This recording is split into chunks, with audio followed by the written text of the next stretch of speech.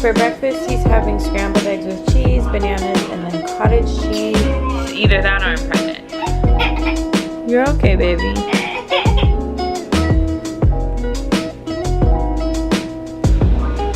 Hi.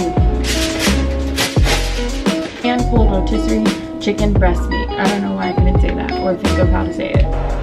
So here's what we look like going in the oven. Here he is looking cute as ever.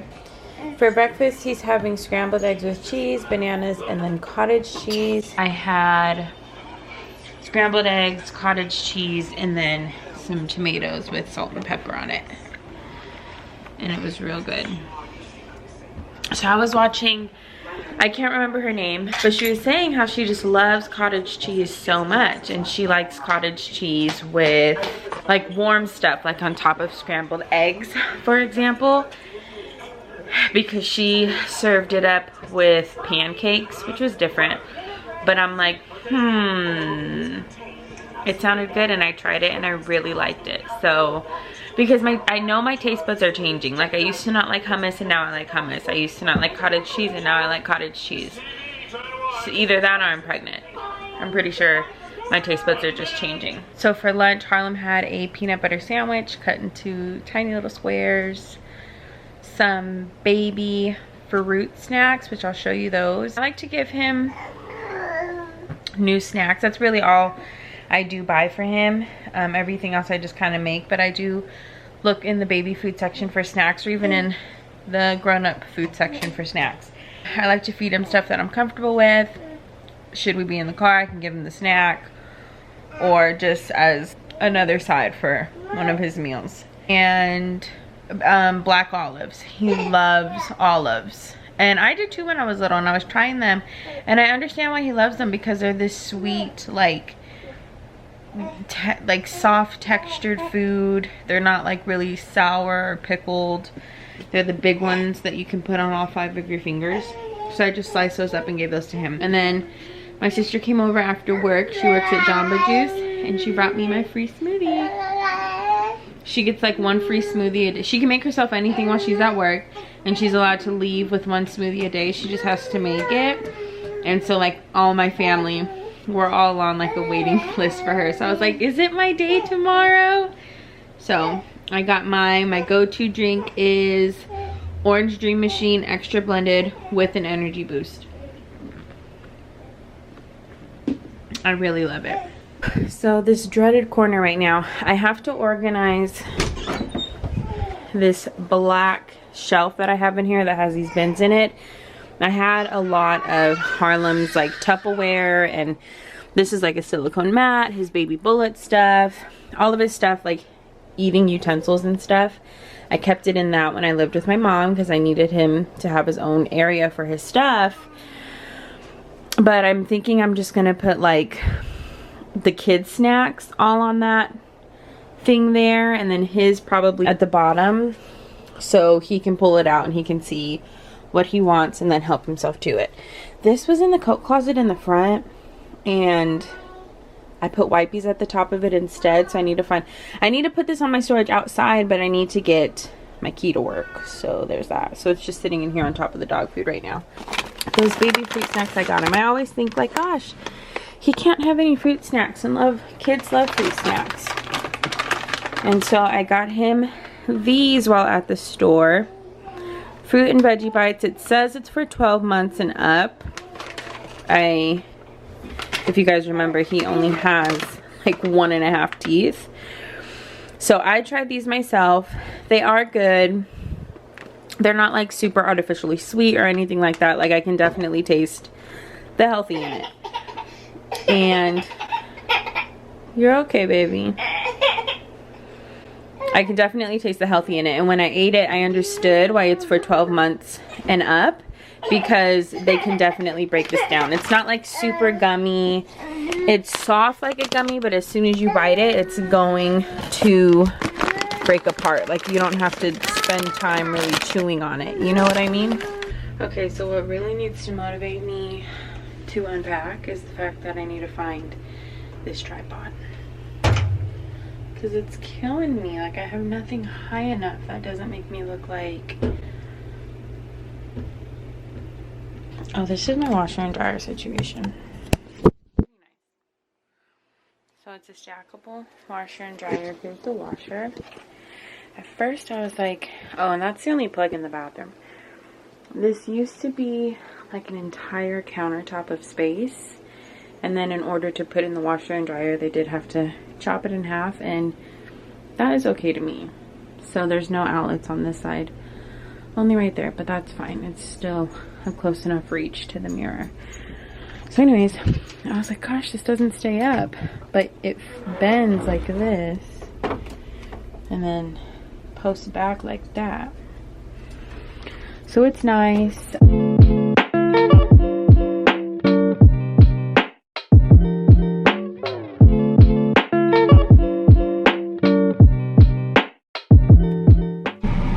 See what I mean with the Velcro?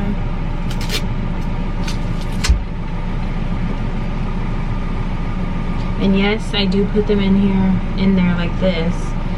They just always end up coming undone. And that's fine, but that means that they can't be in there with this clothes.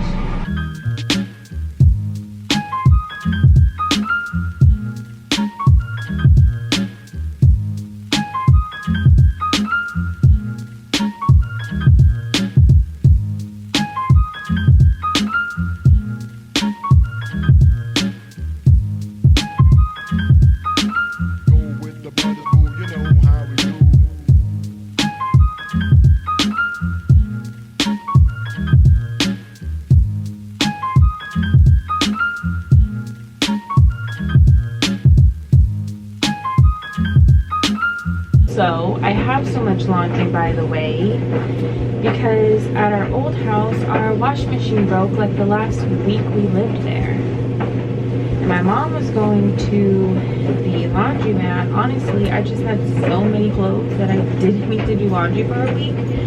But if you have a baby and you've not done laundry for a whole week, you know that that pile is massive. My mom has hampers just for the house, and I had like all of them hostage in my room. So it was crazy. So simultaneously, while unpacking slash half-ass organizing, I have to do laundry and just clear everything out at the same time. So an obsession of mine has become having like matching pajama sets. I like love the feeling. I like all my pajamas for years were just like oversized hand-me-downs. I just wanted that to change, and I always said it and then never implemented it. Yeah, I would say after having the baby is when I really like started doing that for myself, because I think during my pregnancy I had to buy new pajamas because even my oversized shirts were like crop tops on me. I bought myself like matching pajamas, and I loved the feeling. And like also knowing what I was gonna wear. Like sometimes I would like wear back when I just had hand-me-down PJs, I would just wear whatever, and then one day go and open the drawer and be like, shit, I only have a t-shirt to put on, or I only have pants. In which case I have to grandfather in seemingly comfortable regular pants or shorts from my everyday clothes, my day clothes. And then it just becomes this confusion of, are you pajama? Are you casual, comfy dressed? Like, what are you? Hi. So instead of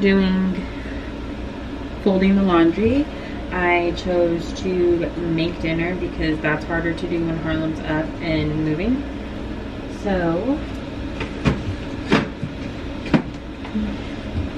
I'm making some chicken enchiladas. I don't really know how I'm going to be doing it. I'm just winging it right now. I just briefed the recipe and I knew the ingredients, and then I stopped following after that. For whatever reason, I thought that it said flour tortillas, and then I went and tried to find it again. Couldn't find the exact recipe. I'm thinking about it, like every time I've had enchiladas, they have been on corn and tortillas, and I have flour. So I don't know, is that gonna work? We are rapid boiling over here. I'm going to put in my super sweet corn. I'm only gonna use 2 of them because there's only 2 of us.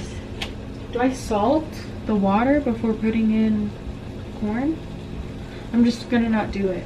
So I had just bought some pre-portioned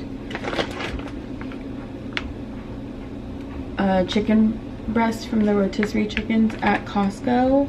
Hand pulled rotisserie chicken breast meat. I don't know why I couldn't say that or think of how to say it, but I buy a pack of that because it's really convenient to have on hand. But I just took some pieces out, shredded it, and now I'm sprinkling some taco seasoning over my chicken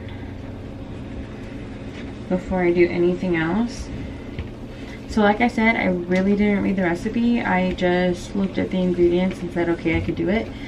So we have some cream cheese and some diced green chili peppers, and that is what we're going to put in with the chicken. Or does it go on top only? No, it would go inside and on top, right? I'm confused. Maybe it just goes inside and then cheese goes on top. Here's my chicken. I just mixed it with my hand. More taco seasoning. Because you have to think, we're going to be mixing this with cream cheese, which I'm going to season the cream cheese step as well. But it's just so creamy, it might like tone down the taco seasoning on the chicken. So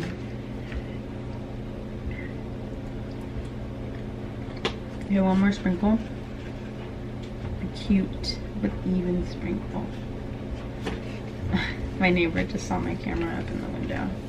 I told you guys that I met him the other day. Did I tell you guys, or did I say that on Instagram?